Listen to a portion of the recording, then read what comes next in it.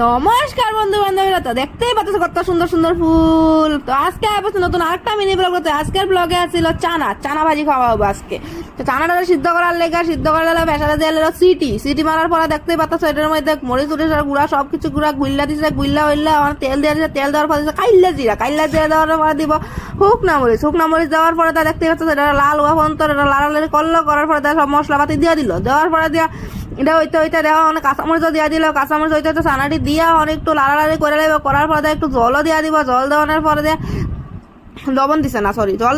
দিব ওখানে, জল দেওয়ার পরে দিয়া হইব গিয়া কেউ এটার মধ্যে খাওয়ানোর পরে এটা হইতে আমরা একটু গরম লেগে গেছে, তখন কিছু একটা খাওয়া যাক ঠান্ডা ঠান্ডা, তে ভাবলো এটা তরমুজটার একটু জুস বানান যাক। তরমুজ জুস বানাতে গিয়ে কি ঘটনা হয়ে গেল, এটা কুয়া দিত না মানে একদম। তো আইলো একজন অতীত, এরা দিলাম খাইতে, খাওয়ার পরে খুব টেস্টি কয়ে দিল। তারপরে এরও হইতে আমরা চানাবাজি হয়ে গেছে, চানাবাজি খাইয়া লাইছি, খাইয়া খুব দারুণ সবাই কয়ে লাইছে, দেখো কেমনে খাওয়া দিছে, দেখো ওখানে এটাও খাইছি, আবার খাইছি আমরা, এটা